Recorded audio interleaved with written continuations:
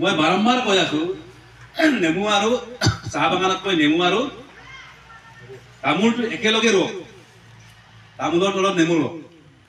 নেমু গুটি লগাই মানে জুন জুলাই আগষ্টত আমাৰ নেমুবিলাকৰ গুটি লাগে, কিন্তু মিয়াৰ নেমুবিলাক এতিয়া গুটি লাগে। এতিয়া কিমান ডিচেম্বৰ, নৱেম্বৰ ডিচেম্বৰৰ পৰা ফুলফুলি আৰম্ভ কৰে।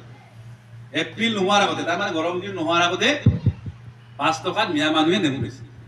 আমাৰো হেঁচামৰাত কেইজনমান মানুহ আছে, ডিঙৰি গাঁৱত কেইজনমান মানুহ আছে 4 বিঘা নেমু খেতি কৰি পেলাই বছৰত 2 লাখ টকা ইনকাম। কোন খেতিত ইনকাম কৰে? লগত যদি তামোলটো থাকে তাৰ পৰাও 1 লাখ টকা আহিলে, 4 বিঘা মাটিত 4-5 লাখ টকা আহিলে। কৰ্মবিমুখ আছে, আগ্ৰহী নহয়, পৰিশ্ৰমী নহয়। মিটিঙত চাৰিআলি তিনিআলি ডাঙৰ ডাঙৰ লেকচাৰ মাৰো, কাম আমি নকৰোঁ। তেনেকে 5জন ল'ৰাই যোৱাকালি 50,000 টকাৰ ওপৰত পাইছে পাতিছোঁ। 5জন ল'ৰাই ৰবৰ খেতি কৰি পেলাই 50,000 টকাৰ ওপৰত পাইছে মাহত। বাবাৰীতো ৰবৰ খেতি কৰি আছোঁ। এইটো মই কেতিয়া কৈছিলোঁ, আজি কোৱা কথা নহয়। আজিৰ পৰা মই 15-20 বছৰ 2005 চনত কৈছোঁ, 2007 চনত কৈছোঁ যে এই কথাটো কামটো আমি কৰিব লাগে।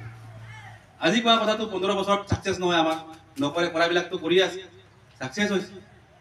গতিকে এই বস্তুটো আমি আজি এই গণশক্তি প্ৰতিষ্ঠা দিৱসতে সুযোগ পাই পেলাই, এইটো হ'ল গণশক্তিৰ কৰ্মসূচী। MSCৰ পৰা দিয়া মানে গণশক্তিৰ কৰ্মসূচী। MSCৰ পৰা ৰবৰ পুলি দিছিলে, খেতি কৰিছে, মানুহে টকা পইচা ইনকাম কৰিছে, MSCৰ কৰ্মসূচী। এইটোতো বেয়া বুলি ক'ব নোৱাৰোঁ আমি। তাৰপিছত ভাৰত চৰকাৰ, অসম চৰকাৰৰ স্কিম আছে, MSCৰ সহযোগত চৰকাৰ হৈছে, এইবিলাক কথা মই নকওঁ।